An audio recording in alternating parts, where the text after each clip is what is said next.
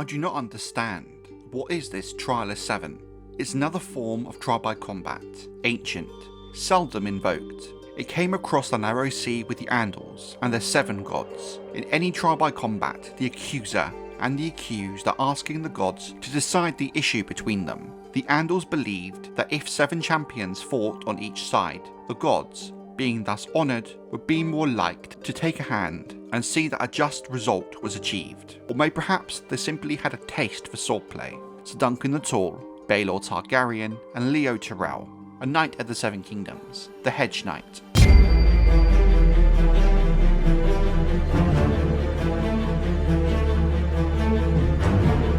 The 2 sides of the Trial of 7 of Ser Duncan the Tall during the great tourney at Ashford Meadow of 209 AC is the tale of the contrast of a simple hedge knight and the highest of nobility, something that's very much reflected in the members of the 2 sides of the trial. Ser Duncan the Tall had to work hard to try and find 6 other men who would be willing to take his side and stand against the power of House Targaryen, and though his 7 are a mix of knights defending the concept of honour and chivalry, to men whom were keen to take part in an event that would surely go down in legend.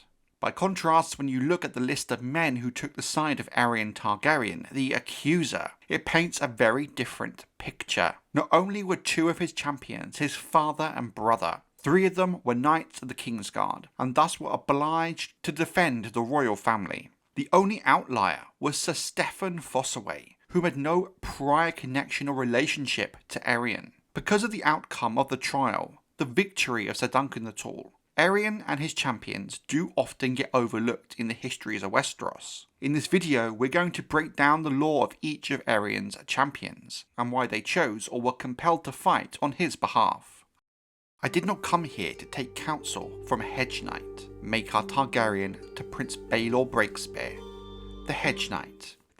The involvement of Maekar and Daeron Targaryen makes sense when you consider they are after all Aerion's father and brother, but both's involvement in the trial each has their own quirks to it that makes it slightly more interesting than just pure blood ties. Maekar is of course Aerion's father, and one of the most renowned warriors and battle commanders of his generation. He was the 4th son of King Daeron II and his wife Maria Martell, and was granted the Targaryen seat of Summerhall, styling himself the Prince of Summerhall. He was a capable commander and fought well during the Blackfire rebellions. A thickly built and powerful man, he was formidable, with the violet eyes, trademark of House Targaryen, his straight hair and square-cut beard, pale silver touched with gold, and his cheeks marked by the scars of a childhood bout of pox. He was known to be a prickly and impatient man, stern and often severe, quick to judge and still quicker to condemn, very much seen at Ashford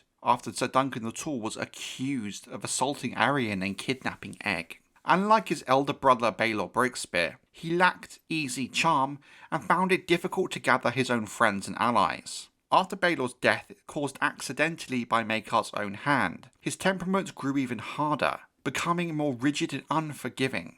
He would bear his own personal coat of arms, the traditional 3-headed Targaryen dragon, quartered, representing his status as the 4th son. Beneath a heavy black cloak trimmed with ermine, he wore leather studded with silver, his battle armour adorned with curved black dragon's teeth along the shoulder and down the back, with matching crest upon the helm. In battle he often chose to wield a huge spiked mace, not your typical weapon, as most knights tend to favour traditional sword and shield. During the First Blackfire Rebellion in 196 AC, Maekar served as one of the Targaryen commanders. At the Battle of the Red Grass Field, the defining and final battle of the war, his shield wheel held firm against the ferocious assault of his uncle, Aegor Rivers, while his elder brother Baelor Breakspear struck the rebels from the rear with a contingent of Stormlords and Dornishmen. Maekar had rallied the remnants of Lord Donnel Arryn's vanguard and formed an unyielding anvil upon which the rebel host was broken again and again.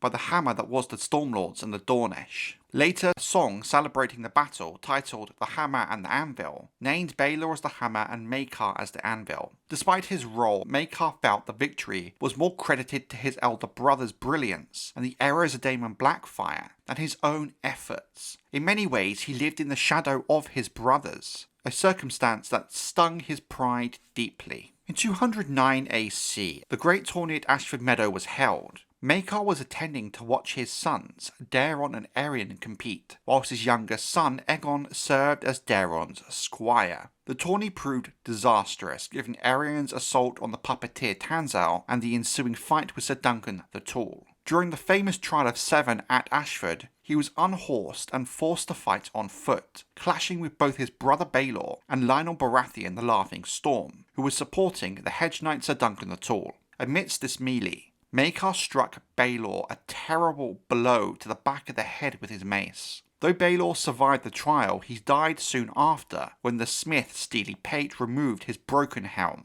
to reveal the grievous wound Baelor had taken. Maekar feared thereafter that many would name him a kinslayer, and the chronicles say he bitterly regretted his brother's death to his dying day, marking its anniversary every year. In the aftermath, Maekar dealt sternly with the troubles caused by his sons, Aerion banished to the Free Cities, while Ser Duncan the Tall was offered a place in Maekar's personal guard to serve as a better example to the young Aegon. When Duncan refused, Maekar begrudgingly allowed Aegon to accompany the Hedge Knight as his squire. Before sending him off, he made the boy promise to keep his hair shaved or dyed, as to so remain unrecognised, and gave him a signet ring bearing his seal for protection should he ever fall into danger. There are several factors to consider when looking at why Maekar took part in the trial. Most obvious is the fact his own son was the accuser, but when you break it down on a deeper level, there are maybe other reasons for it. He maybe saw taking part in the trial of 7,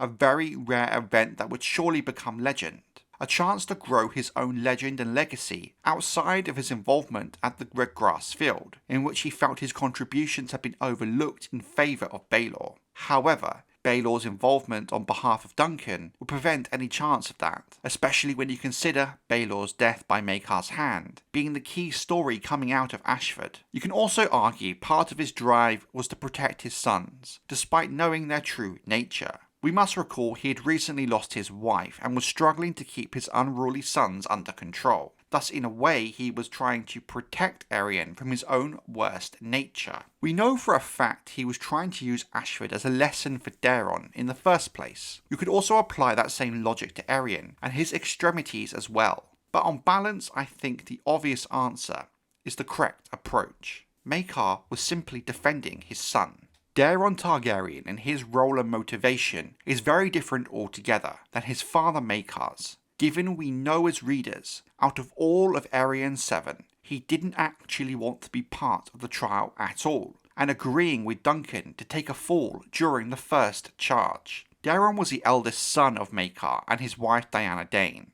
named in honour of his grandfather King Daeron. Unlike most of his kin, Daeron possessed the rare gift of prophetic dragon dreams, a trait sometimes found among members of House Targaryen. Dating back all the way to Old Valyria and Daenys the Dreamer, he was known to drink heavily, and when deep in his cups, his clothing would often be stained with wine, hence why he is remembered as Daeron the Drunken. Some speculate it was because of his dragon dreams he took to drink. Daeron was thin and a somewhat pallid man, with sallow skin, sandy brown hair, and a blonde beard, not your typical Targaryen traits. Though a prince, and having trained under the best masters at arms, Daeron was never much of a knight. He had little love for horses or swords, and the martial pursuits expected of men of his station did not greatly appeal to him. Even so, when he rarely took to the field, he wore armour of overlapping black, gold and scarlet, with a green silk plume affixed to his helm. Some have questioned the logic of Maekar making Daeron fight in the Trial of 7 when his lack of ability is widely known. Given how important it was, surely another knight with more skill would have been a safer option, as effectively with Daeron, you're always going to be going into the trial 6 versus 7. It is likely Maekar saw it more as a question of honour, given how Daeron had allowed Egg to run off with Dunk. and hiding away in the inn in the first place. We must also recall the whole reason Daeron and Egg were sent to Ashford by Maekar was so Daeron could prove himself a knight. Thus maybe Maekar saw the trial as another way of doing this. At this time, it's also likely that Maekar willingly believed Daeron's lie that Dunk was a robber knight who kidnapped Egg. The night before the trial, Daeron apologises to Dunk for having lied, admitting he had not realised Aegon was missing, given how severely drunk he was. He spoke as well of a dream in which a great dragon fell upon Dunk, dead, yet the knight rose and walked away alive. Daeron confessed he did not understand the meaning of that dream, only that his dreams had a way of coming true, and that this frightened him, especially where Dunk was concerned. He also told Dunk that he would not truly fight. After the first charge in the trial, he intended to remain on the ground and withdraw his accusation. Daeron kept his word during the trial. He was unhorsed by Sir Robin Rysling, staying where he had fallen. However, his own horse stepped on him, breaking his foot, though he suffered no other serious harm. In the end, however, Daeron's dream proved to be a true prophecy, for Prince Baelor died of his wounds in Dunk's arms. It is rightly assumed that Maekar would have been disappointed with Daeron's showing during the trial, but the death of Baelor really overshadowed any focus on this aspect. 3 of the spots of Aerion 7 were members of his grandfather's Kingsguard, whom had likely travelled to Ashford with Baelor and the other members of the royal family: Willem Wylde, Donnel of Duskendale, and Roland Crakehall. Of the 3, we know the least about Sir Willem Wylde. Obviously, he's a member of House Wylde from the Stormlands, and had been a member of the Kingsguard since at least prior to the First Blackfyre Rebellion in 196 AC. Sometime prior, a place opened up in the Kingsguard. King Daeron gave the position to Sir Willem. Either Daeron did not know, or willingly ignored his father, King Aegon IV's promise to Sir Quinton Ball, the Master-at-Arms of the Red Keep, that he would be raised to the Kingsguard when an opening came up. This apparently was one of many contributing factors to why Sir Quinton sided with Daemon Blackfyre during the First Blackfyre Rebellion. It's not clear who Sir Willem fought during the trial, but we do know he did survive it, despite being carried off the field unconscious. Sir Donnel was from the large port town of Duskendale, south of King's Landing, but he was not a nobleman of the ruling House Darkland, seemingly a common man, or at least from a very minor house. Some believe he may have been inspired by House Darkland's long tradition of their knights joining the Kingsguard. Sir Donnel was red of hair and red of beard, and shorter than his sworn brother Sir Roland Crakehall. Ser Duncan the Tall considered Donnel and his fellow sworn brothers to be the most powerful knights in the realm, aside from perhaps Prince Baelor Breakspear. It seemed that Donnel was an active tourney knight, having lost the joust to Sir Humphrey Harding the year prior in 208 AC. As the princes were to participate in the Ashford tourney, the Kingsguard knights did not join the list, as it would not be fitting for them to ride against those they were sworn to protect. After Prince Daeron and Aegon disappeared, Donnel accompanied Maekar in searching for them. It's believed during the first charge of the Trial of 7, Sir Donnel was the one who killed Sir Humphrey Beesbury. The third and final Kingsguard knight was Sir Roland Crakehall. We know little of his background, other than the obvious fact he was a member of House Crakehall out of the Westerlands. He was a large and powerful knight, bigger in size than Sir Donnel. As with Sir Donnel, he was part of the party who were looking for the missing Daeron and Aegon. It's not clear what part Roland played in the Trial of 7 itself. Some speculate for much of the trial he may have been preoccupied with Baelor Breakspear, given he technically could not harm the prince. But this is just a theory. Later in life, Sir Roland was one of 3 members of the Kingsguard who rode with Bloodraven to White Walls to suppress the Second Blackfyre Rebellion. I may not be ripe, but my cousin is rotten to the core. Knock the seeds out of him. Raymond Fossoway to Ser Duncan the Tall, the Hedge Knight.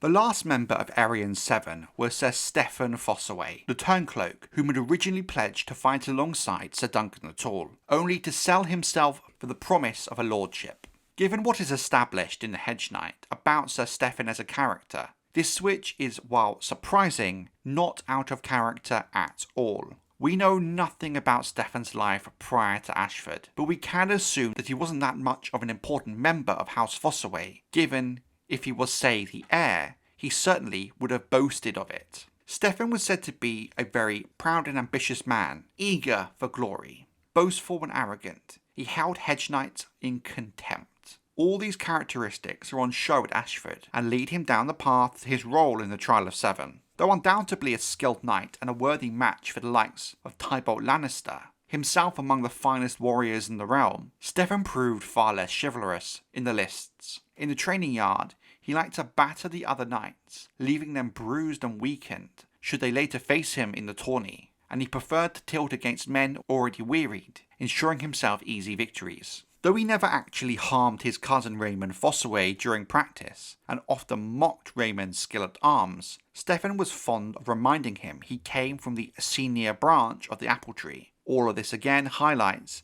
his distinct lack of honour in his treatment of others and underhanded tactics. Steffon's shield displayed the red apple of House Fossoway, while his yellow cloak was clasped with gold and garnets fashioned in the shape of apples. So Steffon was among the competitors at the tourney at Ashford, accompanied by Raymond Fossoway as his squire, with the promise that he would one day knight him. However, given Steffon's nature, it's difficult to believe he would actually do so. Upon arriving at the tourney grounds, Duncan witnesses Steffon defeat Raymond in a practice bout. Taking note of the towering Hedge Knight, Steffon challenges Duncan to a spar, encouraged by Raymond.